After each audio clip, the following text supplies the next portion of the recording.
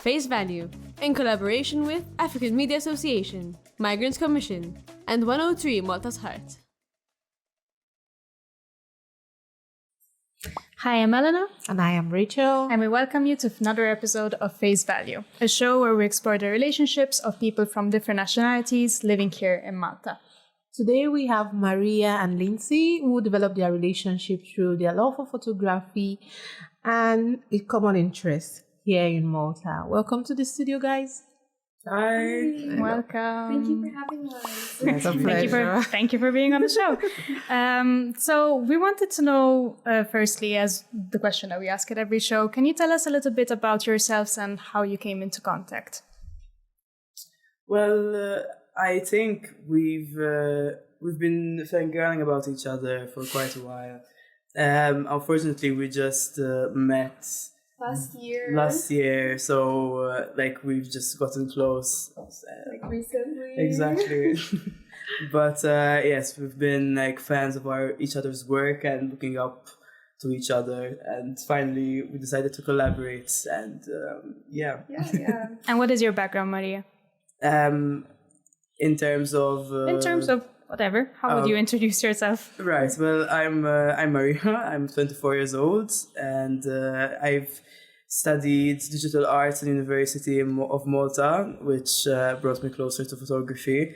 And yes, I try to experiment with different mediums to just capture my ideas, basically, and to try to find my own path and style, but it's a journey. How long are we talking about? I mean, I've been doing photography for? I've been doing photography since I was 16, I think. Just capturing my surroundings, my environment, just to maybe analyze it slightly more in depth when I'm alone in my editing room. So I think that's what struck me a bit more about photography. Like, you get to live a moment for a timeless state. Forever. Yeah. Timeless. I like that. Yeah. And Lindsey, you want to give us your background? My background. So I'm Lindsey, by the way. I'm sorry. I actually studied business at MCAST. Okay. And then I've been shooting since I was 18. So around the time I was at MCAST studying business, and it was always a hobby, but it's always been a part of my life. I traveled a lot growing up. So I'm Filipino-American. I was born in America, but my family are Filipino, and I lived in both countries. And I guess growing up, even just with those little digital cameras, I'd capture everywhere and people I'd meet, and keep the memories forever, like Maria said. And my relationship with photography is it's been a long time. Yes. And how long have you been living in Malta? I've been living here for 8 years. Okay.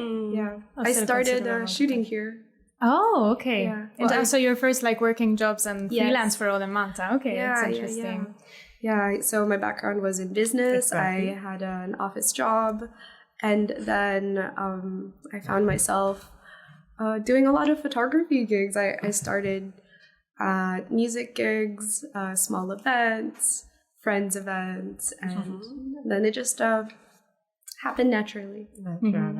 But now you do photography full time. Yes. So no more business. And you also, Maria, weren't always living in Malta, right? No, I mean, she's been living in Malta more than me, in a technical sense. I was born in Gozo, and I've lived there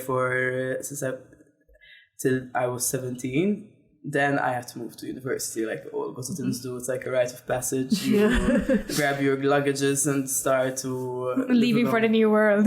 Exactly. Interesting. I was very excited. There was definitely a culture for shock from Gozo to Malta. Oh God, I find that so interesting. It's very interesting. I know things, general stereotypes, if you can call them like that, but I don't really know what the culture disconnect is. I don't know this. Educate me. So what is the cultural shock?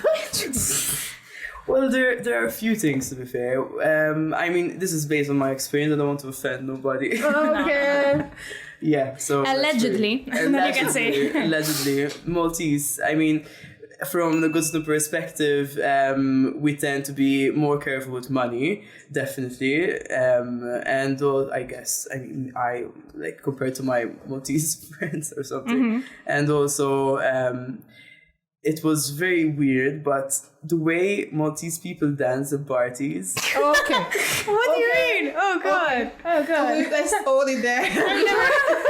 Okay. I have never heard that before. It's not something. No, I'm more invested now. It's they look at the DJ more. They dance with the DJ. Us Gozotans tend to dance with each other. That's all. Like, That is a but very interesting I guess it's from observation. my own experience, basically. Okay, now I want to go to events where It might there's also like be- Gozotans on one side and Maltese people on the other side, and I want to see the whole dance off because I'm Maybe very it's curious like right now. This is news to me. I will have thought everyone is the same. Maltese. Okay. Lindsay, what has your experience been moving from America to Malta? Well, so that was 8 years ago. It's been quite some time. I would say it was difficult at first to integrate, but it gets easier as time goes on. Obviously, there's a language barrier, and I still don't know Maltese, but I think I have a better understanding of the culture these days, for sure. Like moving to any other place that's not your hometown or where you're from, it's always going to be difficult. There are always pros and the cons. Because you had also lived in the Philippines, right? Huh? Yes, I did. So you moved from one place to the other. Yeah, Those yeah. are very, very big cultural differences in every singular experience that you've had. And also, I mean, you were in your teenage years when you moved here. Yeah. So those are very formative years. So how did you find that level of adaptation besides just the culture in itself and the language, but your identity, I would imagine, also as a person gets heavily impacted when those are such formative ages? Yeah. Well, this is a hard one. I'd like to say that I don't really have an origin. Like, there's this term called third culture kid. Yeah. You know, so I don't identify with anywhere. It's just I get bits and pieces from everywhere, and it's me. I'm my own individual person. But yeah, I think that will help you a lot, considering that you've been moving. So that personality actually suits the situation or your experience so far. How would you say that? What brought you to Malta, actually? So my mom moved here first Okay. for work, and then she met her now husband. They got married. Then I moved here with them, and yeah, that's why I'm here. My stepfather is Maltese. Okay. Do you say that, would you identify with that notion of identity for you specifically? Because even again, it kind of sounds silly to think, we're talking about the same country, but then Gozo and Malta to very different experiences. And as you said, you moved here when you were also a teenager, and it is such an independent experience for you to go really live on your own and do something and venture out on your own. Did you feel that there was a sort of, I wouldn't really say clash of identities, but maybe there were some things that you were living differently when you were in Malta? Definitely, yes. I think being in a more open-minded space brings more evolution with the character. But I think the clashing of identity, I've been feeling it, like, even in Gozo. Like, I've always looked different, I always acted different. The fact that I'm mixed brought also this type of boundaries that I also had in Gozo. So that technically didn't change. Like, I also I relate to you with the third party, third country. Third culture. Third country. Like you feel like you're from nowhere. Yeah, I've always felt this That's way. deep. Yeah, exactly. I mean, not knowing the origins of like your other parts, it's a mystery that I just try to put with my character. Yeah. So moving to Malta didn't change that; it just only involves that. And I mean, now I think it's just stepping stones. Moving to another country will also force that more. Do you have the experience of people thinking that you're not Maltese? Yeah, definitely all the time. Even in Gozo. Yeah. Oh, good. Yeah. Yeah, that is interesting. I wish It's entertaining to see it. Because then Yeah. I just talk to them in Gozo and I see their face. Like, petrified. yeah. Or if you're thinking that they're saying something behind your back or whatever, and then you can answer back with the language. Oh, yes, I love that. I can imagine. I can imagine. That sounds like a dream. Would you say that photography gives you that avenue to then be yourself, explore more? Yes, definitely. I mean, I think it more than anything gives me an audience for where I can express my feelings. Yeah. I think I turn to art where I feel confused and lost in my head, and I try to envision it. And sometimes photography is the perfect medium because I can use myself and my other people to convey messages, and that's why I fell in love with it in the first place. I could guess. Because look like both of you have interesting journeys and interesting life situations, and choosing doing the same thing, photography. It looks like people who have interesting, like Easy to capture the moments before they feel by. things to do that. What would you say inspire you the most? Colors and people's feelings. Emotions and colors, definitely, yeah. You mean like portraying different states of emotions, or? Yeah, that, and also I'm inspired. I like just a general vague thing. Like I actually am inspired by colors. Like I see a weird vibrant color in the room, and I just point. And Lindsey? The question? So what would you say inspire you? What kind of photography do you do actually? So I mainly do portraits and events. Okay. And what inspires my photography, I guess, lights. I love lights. I love how it falls on people's faces and the shadows it casts, and obviously when you have light, then there are different colors, and lots of colors to play with. I feel like we're getting very poetic this episode. We are dealing with that. At what point, you said that you knew about each other's work, so I'm assuming you're both freelancers, you've both done work with people and also on your own, and then you got to know of each other through social media or through other platforms. How did you get to know each other? You said that it was at a shoot, right? Well, the first time we met was at the Chica shoot. We're both Chica girls. Oh, right. At the what? What is that? We had there was a campaign for a Maltese jewelry store launch. Ah, okay. And we met there for the first time. We were both shooting, we were both modeling. It was very intense. Ah, you do modeling as well? Yeah. Oh, interesting. Yeah, you do. I could guess,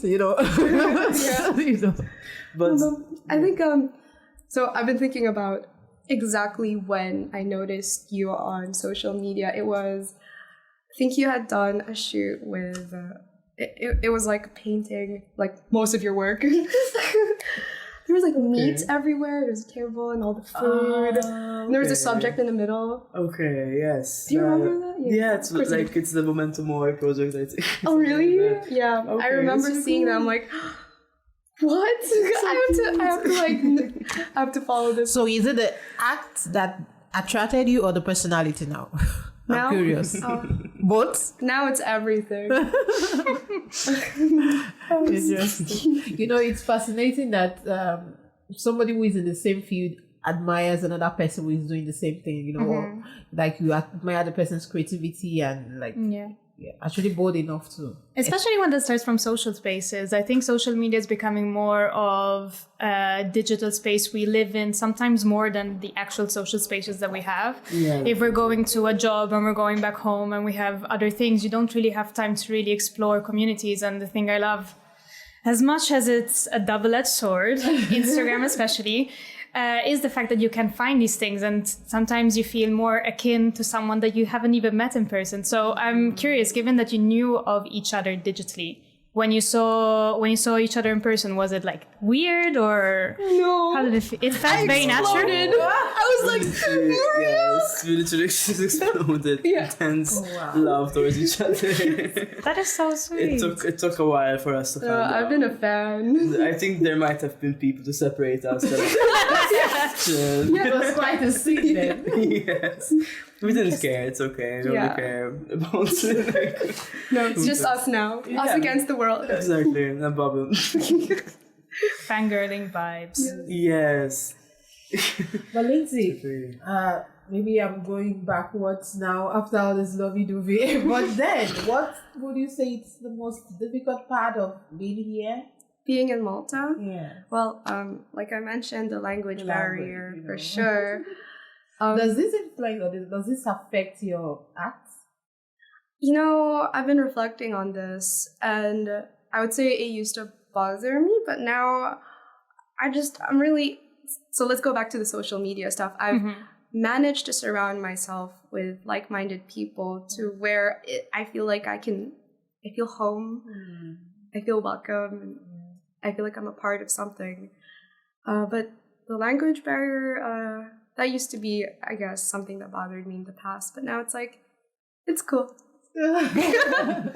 I hope to get to that space. I mean, I have a leg up in the sense that my family is here. I understand fully Maltese. I'm just too lazy to try. Funny Maltese? I understand, yeah. Funny Maltese? Fully. Okay, fully. But the idea of like putting you'll notice that they change the way that they speak when they're in your presence.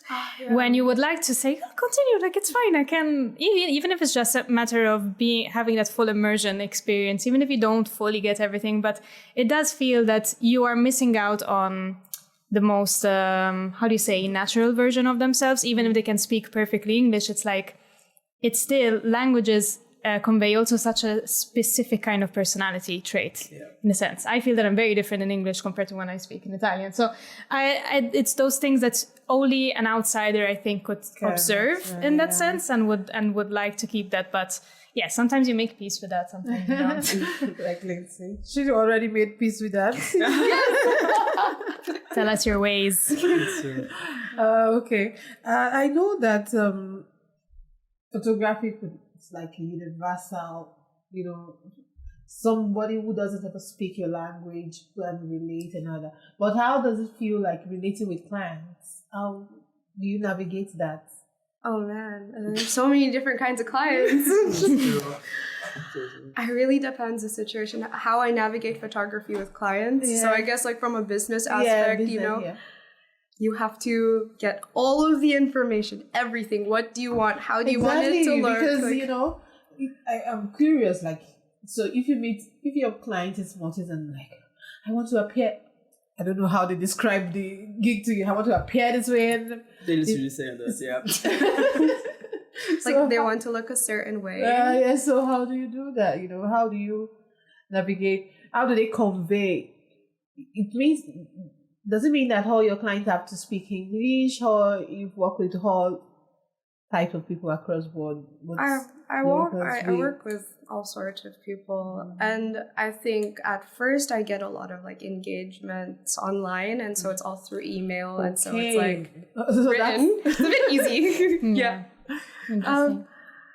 But I've not encountered this issue of, I guess, mistranslation of conveying their ideas to me. You must really be good at what you do.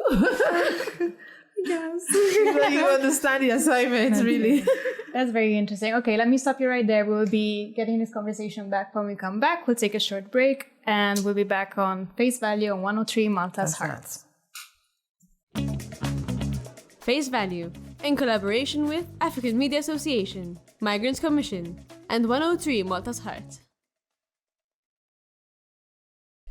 Welcome back to Face Value. This is Rachel and Elena. We are still talking to Lindsey and Maria. We are discussing photography today. Welcome back, guys. So we were talking about navigating clients' relationship because of language barrier. Good enough, she doesn't. She hasn't encountered any problem at all. But I also wanted to know. So photography, basically, you had done business, So how did you find the freelancing world different from like being an employee somewhere? It's free. You are brave,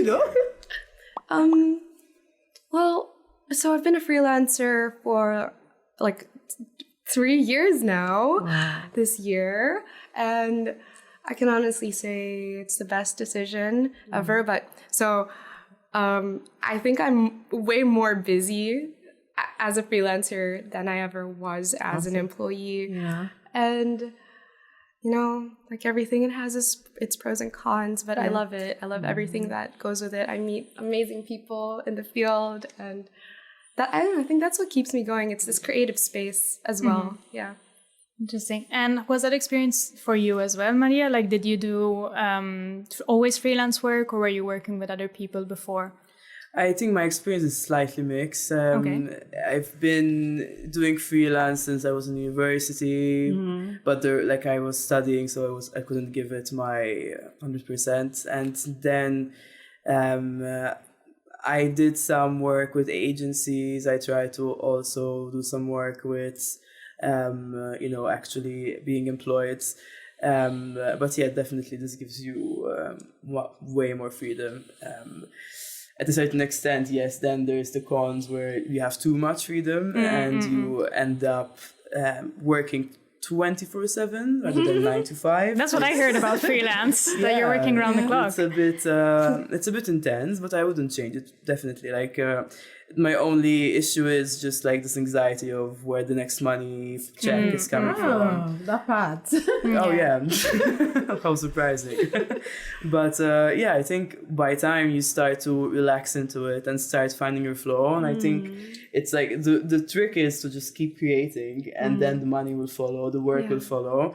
But it's that's the twist of the coin. I think when it hits, then it hits, and Yeah. Did you, I don't know, how big is the Maltese photography community? So we can call it. It's very sparse. It spreads around. Recently, I was at a workshop for a projector photography thing with MIPP, Malta's Institute for Professional Photography, and that was last night actually. And they brought in I think around 15 people, and I met all these different photographers. And so MIPP is an NGO that provides courses for photographers of any level, from very, very beginning to absolute professionals. And I think there's a growing community going on with their workshops. And maybe now it feels like we're all different and broken apart, but I think soon enough we're going to be a cute little community, little village. Loves and rainbows. Is there a big difference between the younger generation, quote unquote, and the older generation? Is there any clashes that come in that sense? Also, because given that it's physically a small space, if you are a big community, the competition also must be different. Does it divide for niches? If it's one is more, I think you had mentioned that you did wedding photography before? I did 2 weddings. Okay. Yeah. that sounds like an experience in itself, for example. But how does that work in terms of just work space, given that it's mostly a freelance profession? I mean, mad respect to the people before us, because photographers that were here in Malta before I was, for sure made me go into photography. I mean, I love photography. I can name my favorite. There's Chris McCullough, there's Kurt Paris. There's so many big ones that, paved the path for us to create more original ideas and experiment more. So definitely I have a huge admiration for them. I think due to the fact that we're a small country, I think obviously the competition side, I think that's where we differentiate between these generations. I feel this generation is more there's more healthy competition. We respect each other enough to motivate each other, and even if there's a job, it's not about the job, it's about exactly bringing the community together so all of us can benefit. So I think that's my opinion about it. Definitely. I think our generation is just I would say we have a different perspective on work.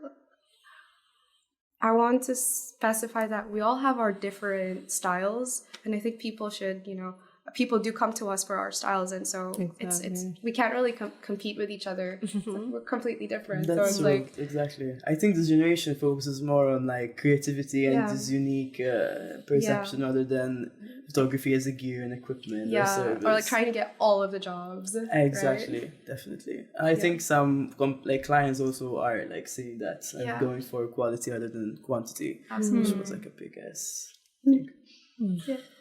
Do you think that photography is a medium to talk about social issues or to address it? Yes, definitely. Because I would just think that, okay, I need to take a photograph. So how that's the only thing that's photography, Or there are other aspects apart from just sit there, somebody take a photo of you and that's it, I mean, there are like a lot of different type of photography. Like there's like journalism photography, like documentation, sense, conceptual photography. I think all of them can be as a vehicle for a sort of message, definitely. Yeah, right? I mean, there's always the iPhone photography and the selfies, Do I sense criticism when you say that? Yes, definitely. I need to make that clear. We were just taking pictures upstairs with our phones. I hate it when my models like take out the phone and tell me, you know what, take a photo of this, just in case. Okay. Curious to know why though, because obviously, I mean, I am not an expert in this, so I don't know how much of a difference it is. I imagine there's a big difference, but it's true that with the evolving of the different kind of technology that we have, they take really good pictures. So someone would think in like a cost-effective sense, it would make much more sense to do it with my phone than to do it with anybody else. That's why. What would you say to that in your experience? There is no.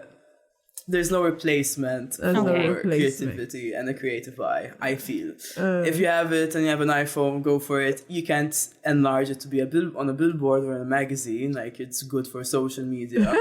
But, yeah, I mean, I'm trying to defend my job as much as I can before the AI and everything takes over. Oh, God, I hadn't even thought about that. I feel like I'm like a farmer in the Industrial Revolution. I'm just looking at these factories going and I'm like, okay. But that's why I think the concept of an artist is changing, and even a photographer. I think everyone is reevaluating what that role is, and I'm pretty excited. Where do you see photography in Malta, the Malta space, a few years from now? Where do you see the photography space of the Highland a few years from now? Where do I imagine it to be? Yes. I mean, in general, what is the general demand now? Is it maybe more, in your experience, about portraits or about like group events? It's a lot of events, mainly. Okay. So event-saturated market. Okay. Yeah. So I get a lot of portraits, like a lot of people that want to, actors, dancers, anyone who wants like a profile, an actual professional profile taken. Events, it's like corporate headshots, stuff like There's that. a lot of them. There's a lot of different kinds of photography jobs here, and that's why we can't really compete. That's why we need to be friends. So like, hey, I can't take this job. Please take it for me. So you do have that sense of mutual respect where you will like talk about somebody else and refer them instead. That's great. How do you all keep in contact? Like, is there like a proper like community where you all meet up, or does it remain more digital based? Instagram. So mainly digital based. Yeah. I mean, we have Discord. Discord, sorry. Yeah, I think, I mean, remotely, I think it's the best way to connect with international clients as well, to be fair. You do internationally as well. I mean, I'm not really, but like we try to get clients from abroad as well. Yeah. And I imagine with social media, then it's an easier way also to promote your work. I don't know who goes. I don't know. I've noticed even me, if I'm looking for someone for professional work, I will look up more their social media than an actual website. So I think that's also the evolving of how these kind of freelance businesses are working. But I don't have experience in this, but I would imagine that it's really complicated because it has to depend on how the algorithm finds you, which means that you need to have a lot of likes, you need to have a lot of things going, you need to post very consistently. It kind of works as yet another job that you have to focus on until you establish a proper brand. For sure. Yeah, like as a freelancer, you have to wear all of the hats in a business.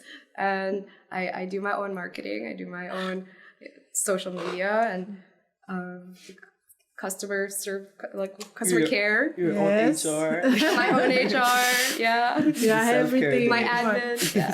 Have you filed complaints against yourself? Yes. She makes me work too much. Yeah, it's hard. I can imagine that being freelance, you don't know when you can have a time off, especially if you're in the beginning, but that is also very essential as well. I do have a question. I don't know if this pertains to you specifically. I kind of hope not, but did you see maybe a difference in treatment compared to male counterparts? If you are having your own business and you have to talk about rates, especially in the beginning, I imagine there needs to be a lot of, I don't know if necessarily work for free, but as you're starting to create and build your portfolio, you need to do a lot of those experiences. Is it more challenging experience to get your quotas respected, or you haven't had that experience at all? As a woman? Yeah. As like working as a woman in the photography space. I mean, it doesn't involve strength, so... So people respect the skill, Maybe because they don't see us through email.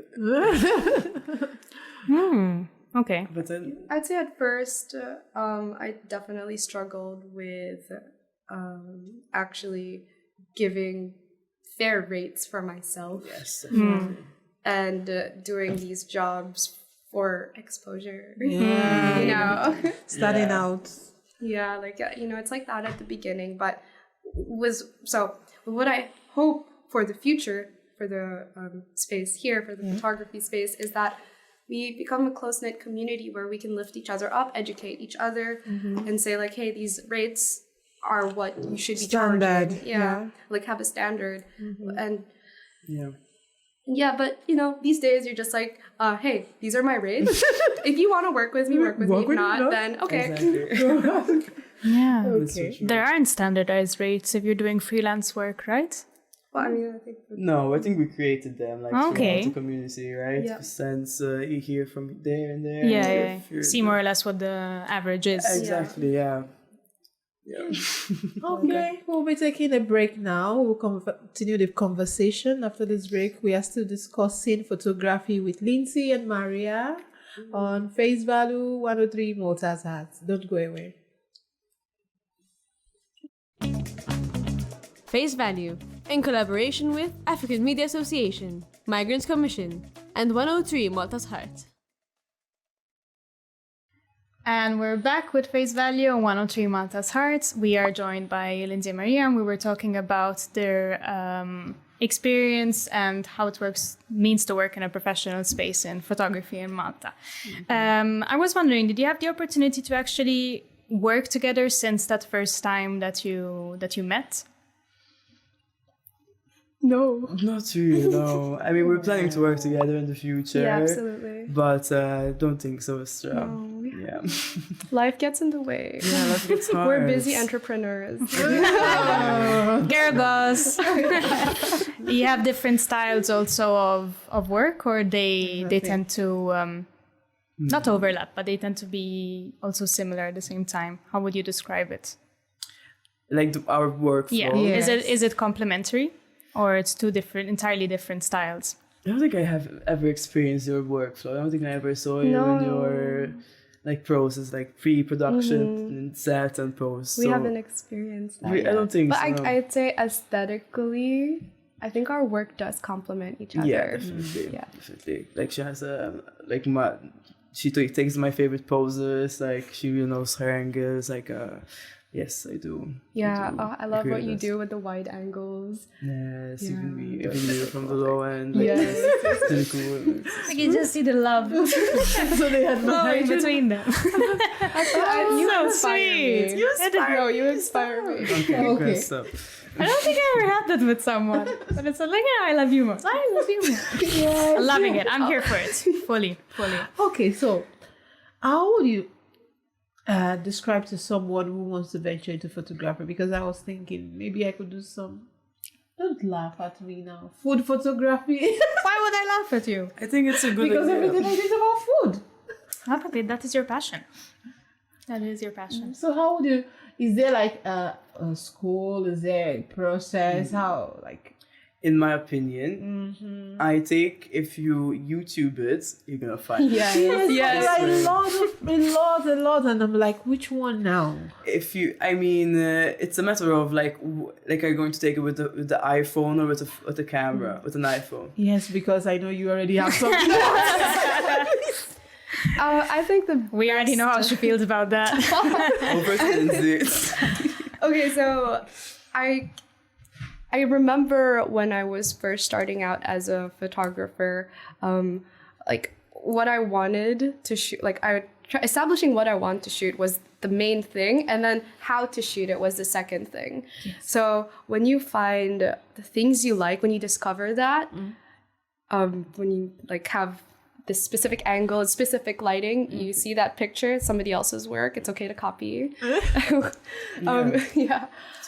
Study that, and then find a tutorial on how to do it, and do it, and then keep doing it, and then you'll find your own style, you'll find your own flow, and just copy. That's basically, That's a good. Like that gives some clarity to it, like, you know, so it doesn't have to be exact. Because in my head, I'm trying to think, how did she or he? How did they achieve this thing? Like, I want my pictures to be like this, but how? It's not as difficult as it seems, Esther, I think. Like, I'm easy thinking for that you I to should. say. no, I mean, it's I'm thinking that I need to get this soft box. I need to get all this lighting. I need to get all this props.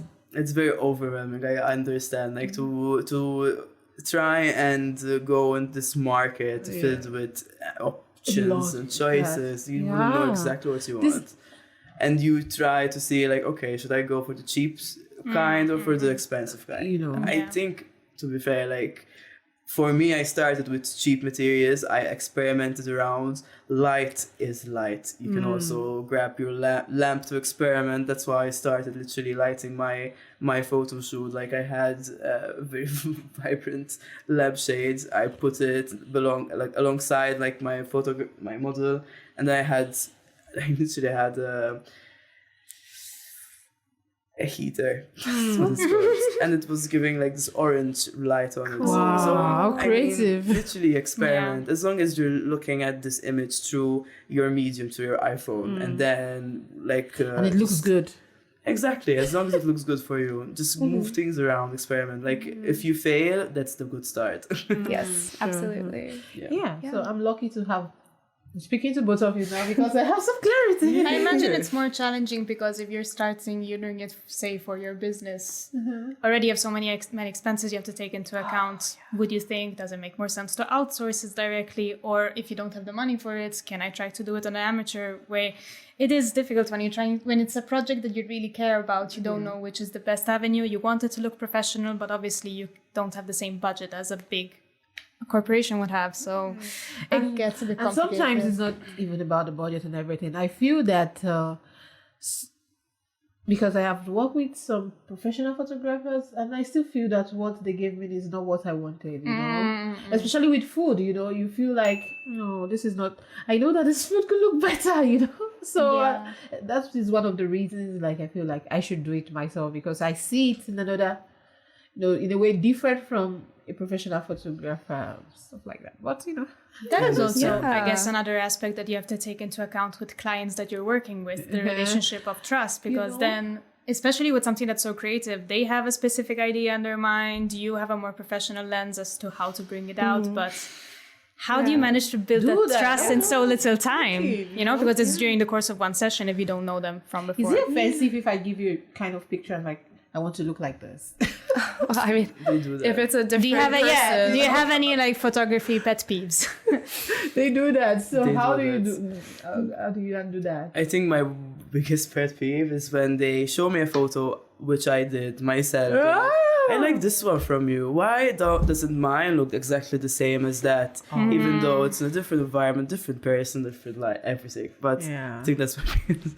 But I think it's it's also a psychological thing, right? Like you need to read them. You need to know they're telling you something, but they actually want something else. They desire It's something like a else. description of girls now. Oh my god, clients. No, I think the best thing is to always communicate beforehand, get all the information out of the client first before you start the session. There's a lot of preparation before a shoot. And if you feel that they have a specific vision, every client's different. Some of them will trust you, some of them will not. And you just have to adapt and adjust. So for the people that have a very specific vision, what I like to do is like, okay, please send me reference photos, like other details you'd like to have in the shoot beforehand. Reference photos work because for me, especially because maybe I'm a person of color, I find it. I do photo shoot, family photo shoot every year. I've been living in Malta like 5 years now, and so from every stage of my family, we always have photo shoot. So I feel like I still haven't gotten that hue. Is it hue you guys call it or something? Like I want that skin tone. Oh, you know, they just colored skin tone? Yeah. Like I still feel that I haven't worked with a photographer that has. You should work together. Yeah. I haven't gotten a photographer that actually, because I still look at the picture back home. I'm like, oh God, when will I get to this stage? And then it's so uncomfortable, I imagine, because then you know that they're doing the work, but maybe you said it once, you said it twice, and then what do you do? And after I used that? to send a lot of. When she mentioned reference, I used to send reference photos. I'm like, will I get this? I'm like, yes, you will. But at the end of the day, I feel like I'm a bit white. Oh, You know, wow. That's bad. Oh my No, gosh. not that. I want, Sensitive. Yeah, different photographer. And also probably it comes from a lack of expertise also. Yeah. Like if they know that they know how to photograph in one way and they just keep doing the same way, not thinking that maybe there needs to be an adjustment done on their part. Is it a thing that has to do with so I want to understand it. So is it a thing that has to do with if you are a photographer in a specific environment, you are used to some certain, is it like that or you? It is, but I think it's still a matter of who's like the person in front of you. Like my aim is to capture their essence like as much as I can, not to show off my talent with touching skin and stuff, right? So I think it's a matter of like the photographer, because I've never met a photographer that does that. Like you don't do that. Like I think I mean I was thinking maybe it's about the light, it's about the editing, I don't know. definitely I think light will make a difference for sure. Like when I have dark skinned models on my set, I can make sure that their light is like good on them, even though they're in the What we were talking about in before, a group with other like different type of skins. Since it's a matter of everyone having their own equal. Yes. I feel like I would not be a good client. Why? Because I get very very uncomfortable in front Even of the camera. with I think it's a myself matter of I love people personality. that say that. I think it's Yeah, no. It Exactly. really. It's like No, the I biggest just challenge. I tense up a lot, and because you seek out like you want to do the photo shoots and stuff. I remember once I did a family photo shoot, and it feels so unnatural. I see also photographers that do these more home lifestyle family pictures, which are sort of candids, and I find that so. But obviously that is a different style, but yes, I feel like I would feel bad for the person who has to do that job for me, because I know that I'm the one that's tense and they're trying, but You're just, it's you not know, your like thing. I need to know you over like it doesn't really work out that well. I think as photographers, we have to be a little bit of an empath, like know how to read a room, know how to handle difficult situations, know like I myself have anxiety. So if the other person has anxiety, like I can completely relate. Yeah. And so, I love doing this. I love doing this trick where I like if someone is like, for example, shooting you and you're tense and you're anxious. I try to on purpose make myself look like an idiot or like yeah. make clowns and stuff, Yeah, yeah, and then interesting. like laugh about Yeah. it, and then they just Relax, one layer it's comes really- down. Yeah, and then- you're like a little bit of a comedian. exactly. That's interesting. Well, that sounds like looks like they both love their jobs. You know? No, the human component of it, I think, is so important, and many times is not taken into account. You might have the talent for it, but then if you don't know how to make the person feel at ease, then that makes all the difference. And I had times where I had to do maybe professional pictures for other things, and just that's, I don't know, especially at school. Sorry, it reminds me of school, that every time it's like, oh, yet another person we have to sit down, do this. I mean, come to think of it, it was always older men also. And when like you're younger and you're just in general uncomfortable with the opposite sex also, like I think it's there's a lot of things that build up. But it's so sad because you think that is the feeling and image that stays in your head. And so that is probably what contributes to me feeling this now. So I don't know. Yeah. What You are your tell different goals for experiences. photography? What are your goals in this field? I don't know if I have like a specific set goal, but just vaguely, I would say to keep pushing the limits of my creativity. As an artist, doesn't have to be specifically photography, I guess, but photography. Wow, I okay. want to maybe do stuff like you do. Like your kinds of portraits are so cool. I really love the way you do that. I love how she just like she does literally that. She does. She's literally there. She's so humble. Oh, good. And Maria, what is the future like for you in photography? I think I can relate to her there. Like I don't have any specific goals. I think it's just pushing the creativity and pushing like mediums together a bit more. Like I don't specifically want to keep using photography as my main medium. I'd like to just step a bit more into other things. But yeah. Into other things. Okay. Like what? Where would you want to like expand? video, for example. Okay. Design, things that go together. Yeah. But Okay. it's a different expression. Yeah. So an expansion still of the things that you're offering. Just you want to explore different avenues. Exactly, yeah. Exactly. Do you see the evolution of the work that you both want to create? Do you see that as something that you can keep within the context of Malta? Are you interested in pursuing something abroad? How are you feeling towards the future of your professional work? Yeah. I have hopes. The end. We have hopes. I think it's getting better artistically. I mean, It's true. I don't want to say that Malta is behind, but it's a little behind artistically, creatively, and but you know, there's us and there's a whole lot of other cool photographers out there, and Yes. we're going to rule the scene one day. Exactly. Yeah. I think it's A lot of Okay. young people doing for amazing sure, things. For sure. I have a lot of hope in this generation, the generation before, like after us. Crazy. Yes. I feel like we finally we finally found a common goal, which is not ourselves. It's just like They have. protecting this island and our community, not just this egoistic version of work.